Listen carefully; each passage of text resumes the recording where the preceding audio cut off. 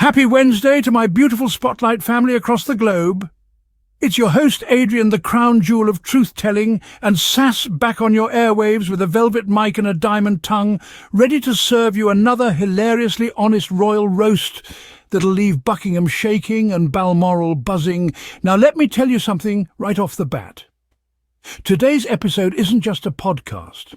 It's a public service announcement, a comedic intervention, a masterclass in media messiness, because your Meghan Markle sneezed in California and the British press, whew, they clutched their pearls like it was the Queen's coronation all over again.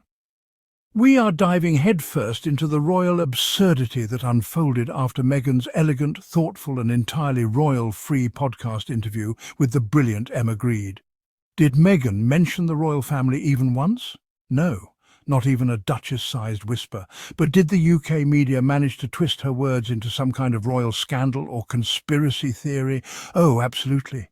They could turn a cup of herbal tea into a palace coup. And honey, it's giving desperate. It's giving, we miss her glow so bad we'll create drama from silence.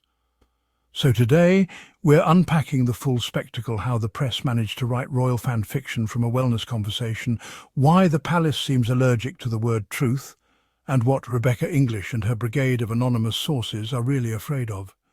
So grab your tiaras, fluff your emotional support corgis, and pour yourself a mug of piping hot truth, because today we're dismantling the delusions, shaking the silver spoons and exposing the real clowns of the kingdom. Let's go. Now close your eyes and imagine the scene, my dear listeners. Meghan Markle, poised, radiant and utterly unbothered, sits down with Emma Grede for a calm, reflective conversation about growth, media ethics and navigating public life with grace. Not a Windsor in sight, not a tiara mentioned, not even a rogue royal squirrel photobombing in the background. It's an interview about her, about healing, about clarity, nothing spicy, nothing scandalous. Then Emma leans in and asks, "What would you do differently about the discourse around you?" And Meghan, in her serene California glow, replies simply, "I'd ask people to tell the truth." Boom. That was it. That's the quote. And within minutes, the entire UK media establishment launched into DEFCON 1 like she just pressed the nuclear podcast button. The Telegraph practically fell out of its tweed armchair, screaming, "She's attacking the royals!" Despite the glaringly obvious fact that Meghan didn't mention the royal family. Not Prince Dull, not even a corgi paw. But did that stop them? Of course not. They fabricated quotes, slapped on a melodramatic headline and ran to press like they were submitting it for a Pulitzer in fiction. Suddenly Meghan saying truth became a global incident. You'd think she ran through Buckingham Palace with a flaming torch and a microphone yelling, "Tell me your secrets, Charles!" But here's the delicious irony. If someone calmly suggesting just tell the truth sends you into a pearl-clutching panic attack, maybe, just maybe the truth isn't your friend. Maybe it's your long-feared nemesis, waiting at the gates with a podcast subscription and a fact-checking pen. Because let's be honest, if you hear truth and immediately assume someone's talking about you, then, darling, that guilt is doing the tango in your subconscious. The palace spun faster than Camilla avoiding a camera flash. The press melted like a crown-shaped snowman in July. It wasn't a swipe, it was a mirror, and boy did it reflect some uncomfortable royal wrinkles. So buckle up, loves, because we're just getting started. This wasn't an interview, it was a truthquake, and some very shaky castles are crumbling in its wake.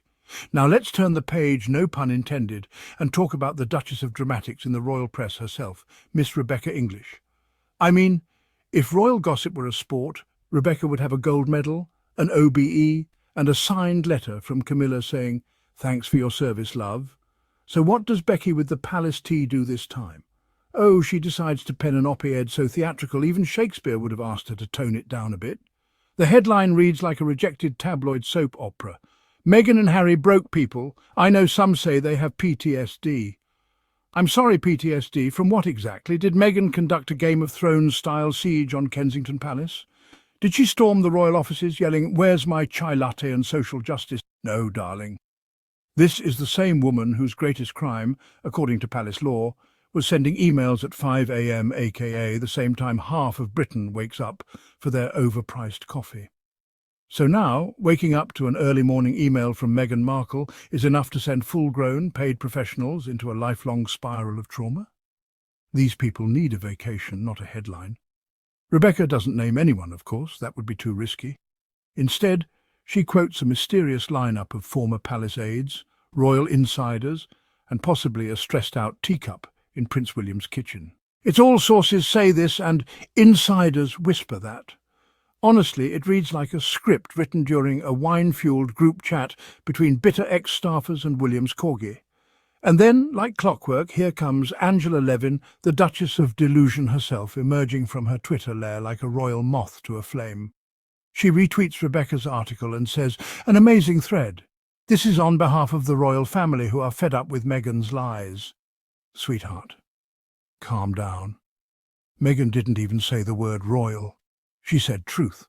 And if that rattled the palace so hard they sent out a press bat signal to Becky and Angie, then we've officially entered delusion territory. Let's not forget what Prince Harry told us in Spare. Whenever they say sources close to the palace, they actually mean William's assistant's assistant who once saw Meghan walk past the espresso machine.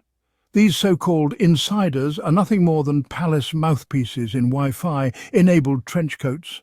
And what exactly are these aides traumatized by? Meghan asking for a little truth and accountability. The horror! How dare a woman of colour, a duchess, no less suggest that the press stop lying and the palace stop hiding behind anonymous whispers? That's enough to send the entire royal row into a Victorian faint.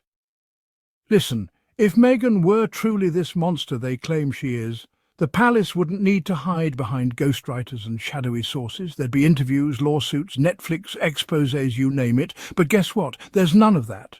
Just whisper campaigns, press plants and headlines stitched together like a royal Halloween costume.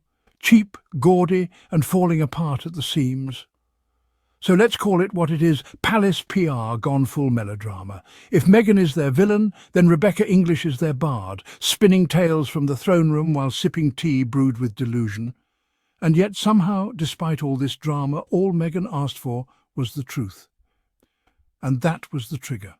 Not threats, not slander, not lawsuits, just the truth. What does that say about the people panicking? One of the most ridiculous parts of this saga is that the palace and its loyal media goblins keep crying about Meghan's bullying. Yet they've never produced a single piece of proof, not one, not even a scribbled sticky note.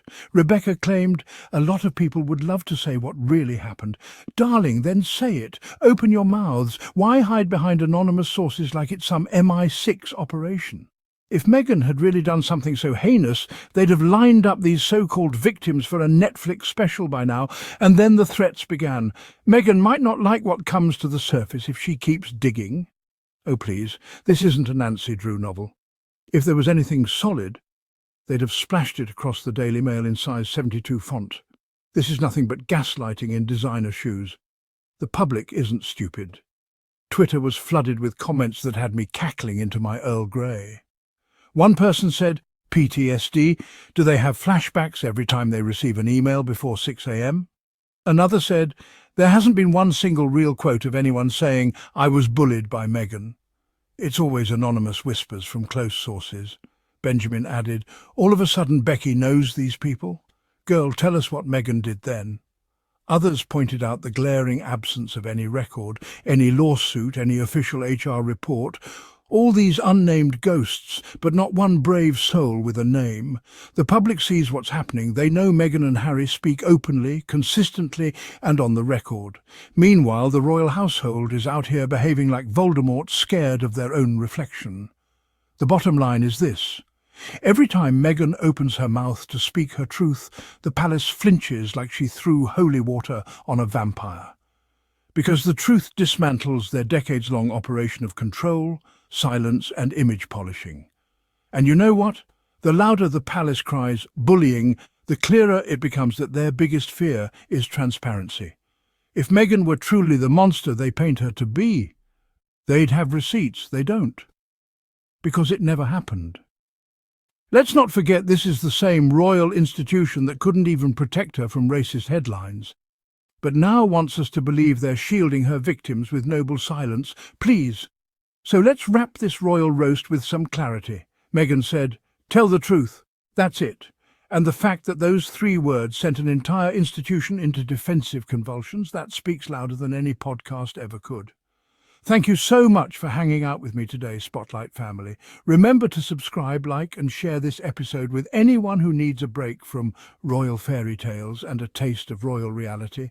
Until next time, keep sipping that truth tea and don't let the crown blind you to the facts. Stay fabulous, stay fearless. Bye for now.